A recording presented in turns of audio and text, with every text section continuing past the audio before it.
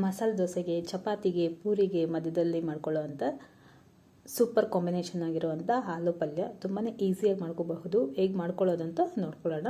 ಇಲ್ಲಿ ನಾನು ಮೊದಲು ಒಂದು 5 ಆಲೂಗಡ್ಡೆನ ಚೆನ್ನಾಗಿ ತೊಳೆದು ಸಿಪ್ಪೆ ಸಮೇತ ಬೇಯಿಸಿ ಇಟ್ಕೊಂಡಿದ್ದೀನಿ.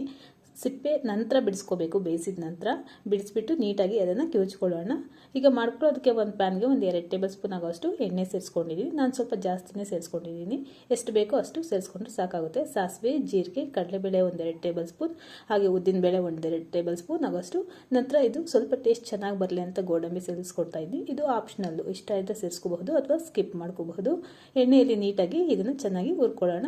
ನಂತರ ಚಿಕ್ಕದಾಗಿ ಹಚ್ಚಿಟ್ಟಿರುವಂಥ ಈರುಳ್ಳಿನ ಸೇರಿಸ್ಕೊಳ್ತಾ ಇದ್ದೀನಿ. ಖಾರಕ್ಕೆ ಎಷ್ಟು ಬೇಕೋ ಅಷ್ಟು ಹಸಿಮೆಣಸಿನ್ಕಾಯಿ, ಕರಿಬೇವು ಇಷ್ಟನ್ನು ಸೇರಿಸ್ಕೊಂಡು ಸ್ವಲ್ಪ ಚೆನ್ನಾಗಿ ಎಣ್ಣೆಯಲ್ಲಿ ಬಾಡಿಸ್ಕೊಳ್ಳೋಣ. ಆನಿಯನ್ ಸ್ವಲ್ಪ ಕಲರ್ ಚೇಂಜ್ ಆಗಲಿ. ಈ ರೀತಿ ಬಾಡಿಸ್ಕೊಂಡಿದ ನಂತರ ಒಂದು 1/4 ಟೇಬಲ್ ಸ್ಪೂನ್ ಆಗೋಷ್ಟು ಅರಿಶಿನ ಪುಡಿ ಸೇರಿಸ್ಕೊಳ್ತಾ ಇದ್ದೀನಿ. ಹಾಗೆ ರುಚಿಗೆ ಎಷ್ಟು ಬೇಕೋ ಅಷ್ಟು ಉಪ್ಪನ್ನ ಸೇರಿಸ್ಕೊಳ್ಳೋಣ. ಮಧ್ಯದಲ್ಲಿ ನೀಟಾಗಿ ಕೈ ಬಿಡದೆ ಮಿಕ್ಸ್ ಮಾಡ್ಕೊಳ್ತಾ ಇರಬೇಕು.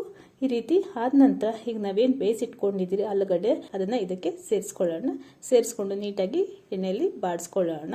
ಸ್ವಲ್ಪ ಗಡ್ಡೆ ರೀತಿ ಇದ್ರೂ ಪರವಾಗಿಲ್ಲ ಅಥವಾ ನೀಟಾಗಿ ಕಿವುಚ್ಕೊಂಡ್ರು ಪರವಾಗಿಲ್ಲ. ಕೊನೆಯಲ್ಲಿ ಸ್ವಲ್ಪ ಕೊತ್ತಂಬರಿ ಸೊಪ್ಪನ್ನ ಸೇರಿಸ್ಕೊಂಡು ನೀಟಾಗಿ ಮಿಕ್ಸ್ ಮಾಡ್ಕೊಳ್ತಾ ಇದ್ದೀನಿ.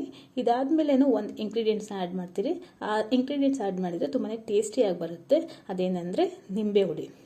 ಯಾರು ಆಲೂಗಡ್ಡೆಗೆ ಜಾಸ್ತಿ ನಿಂಬೆ ಹುಳಿ ಉಪಯೋಗಿಸಲ್ಲ.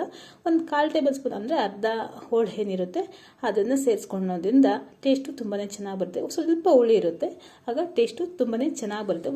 ಒಂದ್ಸಲ ನಿಂಬೆ ಹುಳಿ ಸೇರಿಸ್ಕೊಂಡು ಟ್ರೈ ಮಾಡಿ, ತುಂಬಾ ಟೇಸ್ಟ್ ಚೆನ್ನಾಗಿ ಬಂದಿರುತ್ತೆ. ನೀಟಾಗಿ ಮಿಕ್ಸ್ ಮಾಡ್ಕೊಳ್ತಾ ಇದ್ದೀನಿ. ಈ ರೆಸಿಪಿ ಇಷ್ಟ ಆದರೆ ಲೈಕ್ ಮಾಡಿ. Thank you for watching.